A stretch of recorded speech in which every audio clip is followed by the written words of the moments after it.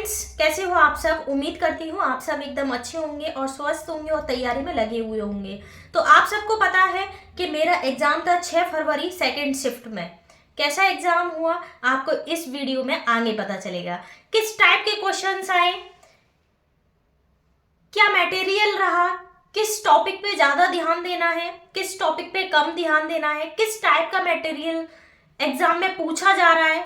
तो इन सब चीजों के बारे में हम इस वीडियो में डिस्कस करेंगे, तो बने रहिएगा पूरी वीडियो में।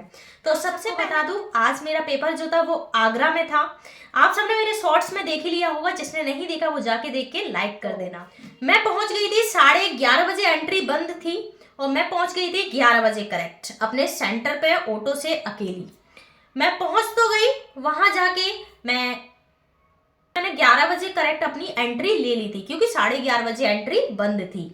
तो सबसे पहले मैं आप सबको क्या लेके जाना है, एक एडमिट कार्ड और आधार card.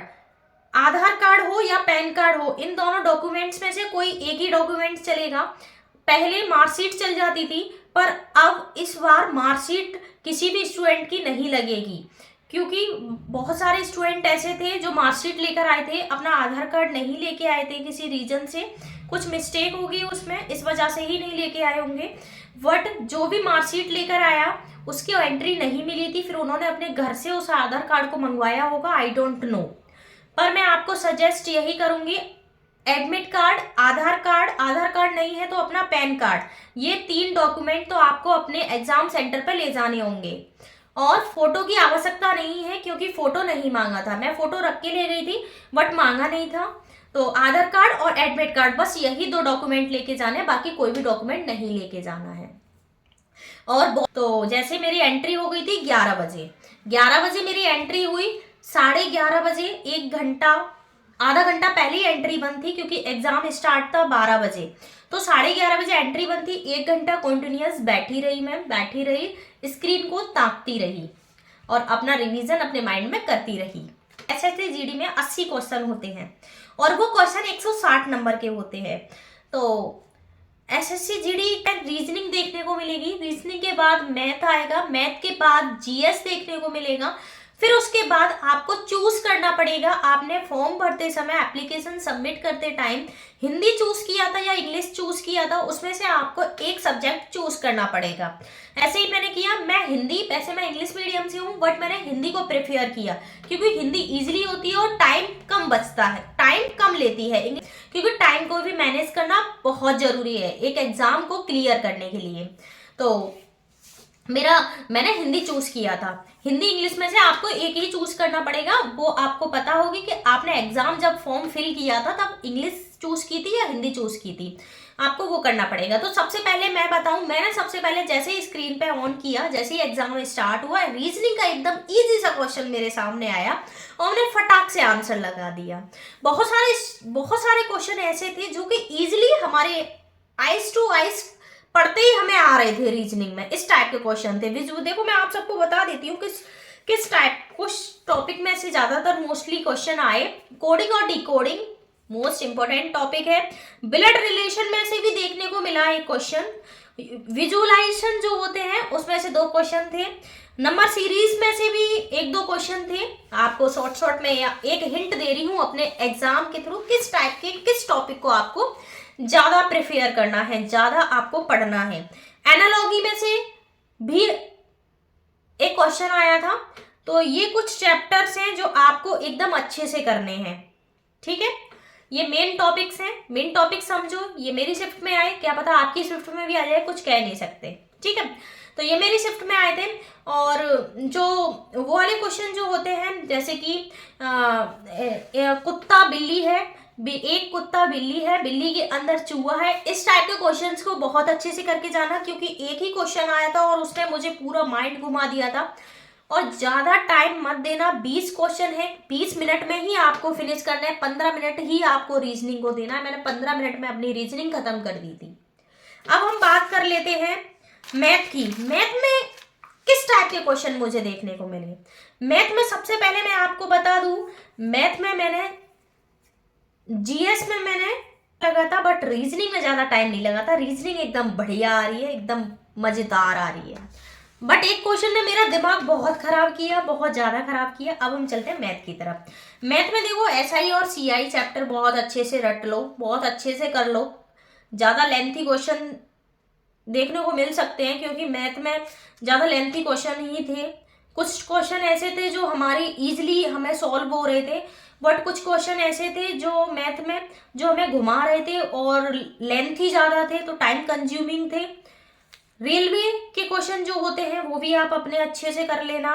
Time and distance chapter बहुत अच्छे से कर लेना। टाइम एंड वर्क भी बहुत अच्छे से कर लेना। नंबर सिस्टम बहुत अच्छे से कर लेना। एक क्षेत्रफल वाला क्वेश्चन आया था, फॉर्मूला बेस्ड था, तो इस टाइप के जो क्वेश्चन है वो भी आपको देखने को मिल सकते हैं। Profit and loss, discount, ratio and time का एक क्वेश्चन था जो कि लगाते लगाते रह गया मेरा। और एवरेज में से भी एक क्वेश्चन था, बहुत इजी क्वेश्चन था।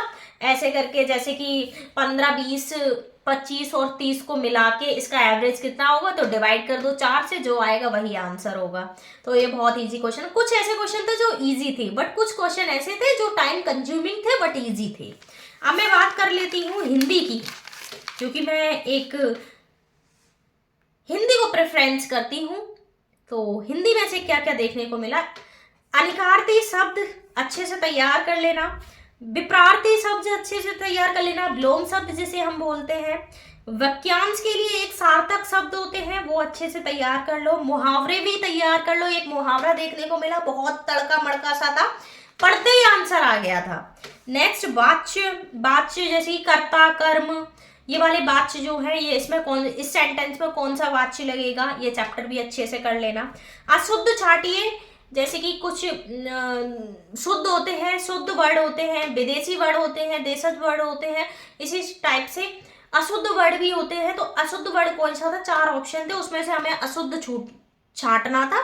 तो इस टाइप के क्वेश्चन भी आपको देखने को मिल सकता है। फिर आगे था एक गद्यांश जिसमें 5 क्वेश्चन थे, बहुत इजी क्वेश्चन था हिंदी का। तो हिंदी तो सच में ये समझो 10-15 मिनट में हो गई थी मेरी।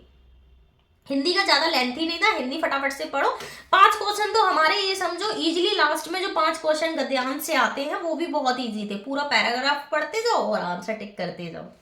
ठीक है, अब हम चलते हैं जीएस की तरफ। देखो जीएस में मैं अगर बात करूं तो जीएस का कोई तोड़ नहीं है। हर वीडियो में, हर मोटिवेशन वीडियो में मैं आप सबको यही सजेस्ट करती हूँ, जीएस को जितना पढ़ो उतना कम है।